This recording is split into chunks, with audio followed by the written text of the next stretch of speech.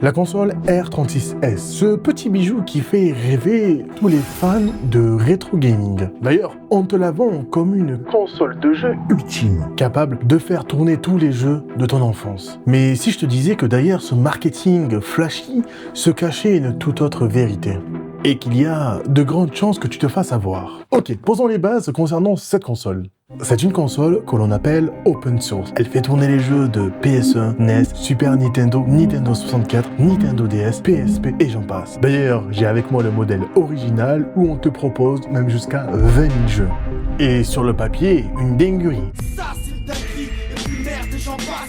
Et tu te dis, bah vas-y je fonce, c'est la console de mes rêves. Eh ben non, et je vais te le dire, au niveau des performances, tu te dis certainement, c'est un émulateur, ça a été conçu pour, et on te dit même qu'il y a 2 barrettes de RAM. Eh ben non, je t'assure, que oui, certains jeux passent crème, mais d'autres, c'est une autre histoire. Si tu joues à des jeux un peu plus exigeants, c'est les bugs.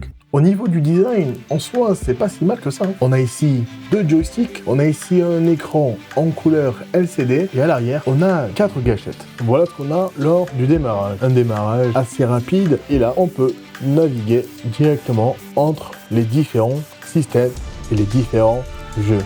Donc là, on a une Game Boy Color, Advance, Nintendo, Mega Drive, et j'en passe. Sur l'écran, vous voyez des couleurs assez flash, mais en réalité, c'est une toute autre histoire. D'ailleurs, on vous propose près de 20 000 jeux, mais quelques-uns d'entre eux sont non fonctionnels. Ensuite, au niveau de la batterie, tu penses certainement faire de grosses sessions. Je vais te répondre par oui et par non. Oui, si tu utilises des petits jeux tels que Mario Bros par exemple, la batterie te tiendra plusieurs heures. Mais si tu vas commencer à jouer sur des jeux un peu plus gourmands, comme la série par exemple GTA, ou encore Driver, tu vas voir que l'autonomie de la batterie va passer du kit au double. Parlons du vrai problème. Les contrefaçons de cette console, il y en a des centaines. J'ai pu en voir sur TikTok Shop, sur YouTube, sur Instagram, AliExpress, Temu. Vous allez me dire comment repérer la vraie du faux. Et je vais vous répondre, c'est assez dur. Car les vendeurs utilisent malheureusement les mêmes photos que les originaux. Tu crois commander une vraie R36S et tu te retrouves avec une contrefaçon.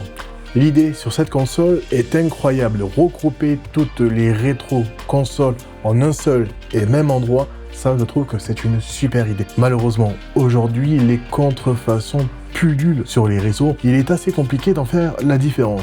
Si je peux vous donner une petite astuce, derrière la console, vous allez avoir une étiquette. Comme ici, l'étiquette doit bien mentionner modèle numéro R36S. Et aussi, on peut apercevoir les 2 barrettes de RAM, synonyme de console originale. Alors oui, la console R36S a du potentiel, mais attention à choisir la vraie.